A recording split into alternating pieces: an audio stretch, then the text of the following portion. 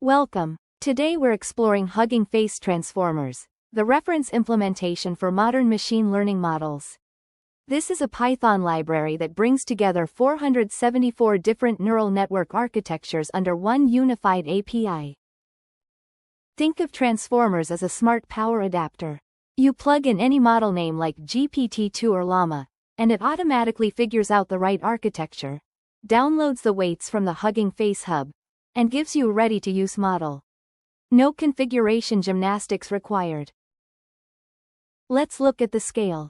This repository contains 474 model architectures, from text models like BERT and Llama to vision transformers and multimodal systems. We're talking about 4,400 files and nearly 700,000 lines of Python. It's built on PyTorch primarily, with support for JAX and TensorFlow. And it includes 25 different quantization methods so you can run massive models on consumer hardware. The library depends on Torch for all the heavy lifting, forward passes, back propagation, and GPU orchestration. The tokenizers library provides fast text preprocessing with Rust under the hood. Hugging Face Hub handles downloading and caching model checkpoints.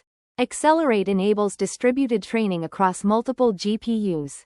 And Typer powers the command line interface for serving and chatting with models. Here's how the pieces fit together. User code calls AutoModel, which looks up the right architecture in the model registry. Pre-trained model handles downloading checkpoints from the hub, managing device placement, and integrating quantization. Once loaded, models can use the generation module for autoregressive text generation and tokenizers for preprocessing inputs. Let's trace what happens when you call from _pre-trained. AutoModel first downloads the config file from the hub to determine the model type. It looks up the right class, say, Llama model for a Llama checkpoint. Pre-trained model then downloads the checkpoint shards, loads the weights into the model's layers, and returns a ready-to-use instance. All of this happens automatically. Generation is where the magic happens. You call model, generate with your prompt, and the library validates your config, picks a generation strategy like sampling or greedy search, then enters an autoregressive loop. Each iteration runs a forward pass, applies logits processors like temperature and top P, samples the next token, and updates the key value cache. It stops when it hits the EOS token or max length.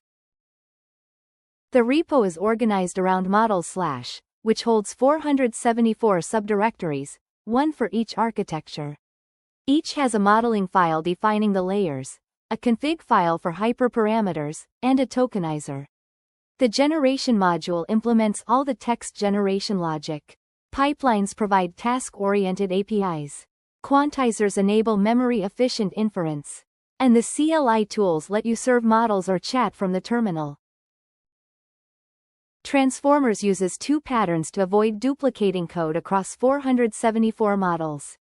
Older models use a copied from approach. Comments tell the build tool to copy shared layers from a reference file.